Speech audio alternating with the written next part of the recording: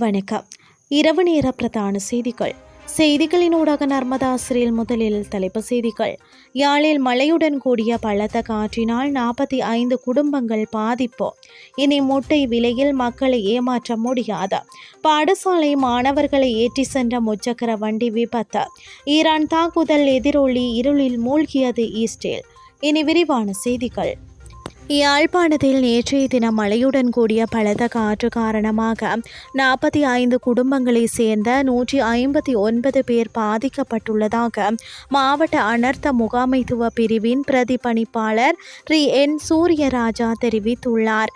அந்த வகையில் கோப்பாய் பிரதேச செயலாளர் பிரிவில் 2 குடும்பங்களைச் சேர்ந்த 10 பேர் பாதிக்கப்பட்டனர். வேலணை பிரதேச செயலாளர் பிரிவில் 5 குடும்பங்களைச் சேர்ந்த 21 பேரும், ஊர்வாகத்துறை பிரதேச செயலாளர் பிரிவில் 11 குடும்பங்களை சேர்ந்த 37 பேரும், காரைநகர் பிரதேச செயலாளர் பிரிவில் 6 குடும்பங்களை சேர்ந்த 18 பேரும் பாதிக்கப்பட்டுள்ளனர். மேலும் சங்கானை பிரதேச செயலாளர் பிரிவில் ஒரு குடும்பத்தை சேர்ந்த 4 பாதிக்கப்பட்டுள்ளதுடன் நல்லூர் பிரதேச செயலாளர் பிரிவில் 2 குடும்பங்களை சேர்ந்த 2 சண்டிலிப்பாய் பிரதேச செயலாளர் பிரிவில் 3 குடும்பங்களை சேர்ந்த 7 பேரும், யாழ்ப்பாண பிரதேச செயலாளர் பிரிவில் 12 குடும்பங்களை சேர்ந்த 48 பேரும் குறித்த அனர்த்தங்களினால் பாதிப்படைந்துள்ளனர். அத்துடன் நெடுந்தீவு பிரதேச செயலாளர் பிரிவில் 2 குடும்பங்களை சேர்ந்த 10 பேர் பாதிக்கப்பட்டுள்ளதுடன் தெல்லுப்பளை பிரதேச செயலாளர் பிரிவில் ஒரு குடும்பத்தை சேர்ந்த 2 பாதிக்கப்பட்டுள்ளதாக மாவட்ட அனர்த்த முகாமைத்துவ பிரிவின் பிரதிபலிப்பாளர் என் சூரியராஜா தெரிவித்துள்ளார்.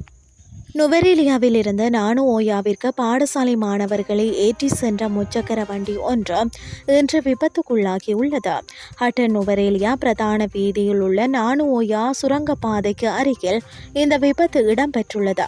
பாரவூர்தி ஒன்று முச்சக்கர வண்டியை முந்தி செல்ல முற்பட்டதால் இந்த விபத்து இடம்பெற்றுள்ளதாக விசாரணைகளில் தெரிய வந்துள்ளது. முச்சக்கர வண்டியில் பயணித்த மாணவர்களுக்கும் சாரதிக்கும் எந்த பாதிப்பும் ஏற்படவில்லை என காவல்துறையினர் தெரிவிக்கின்றனர்.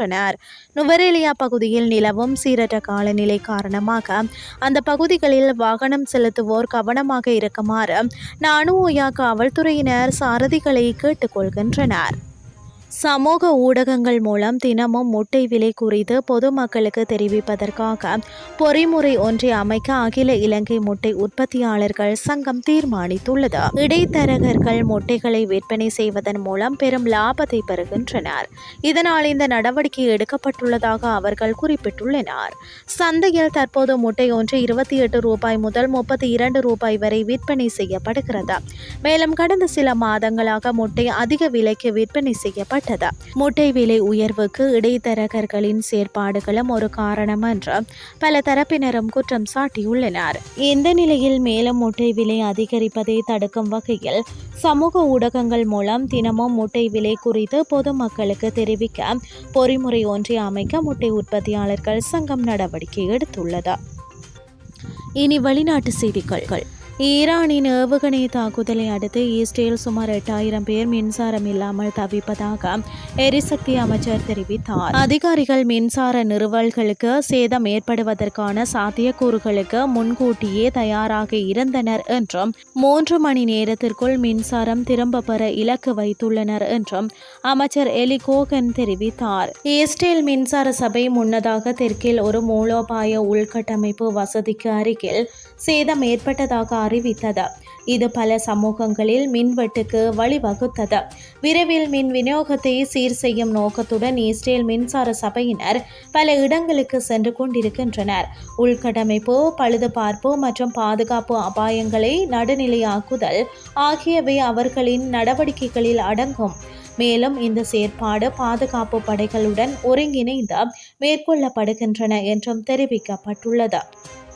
இத்துடன் செய்திகள் யாவும் நிறைவடைகின்றது. அடுத்த மணித்தியால செய்திகளை காலை 8:30 எதிர்பாருங்கள். நன்றி.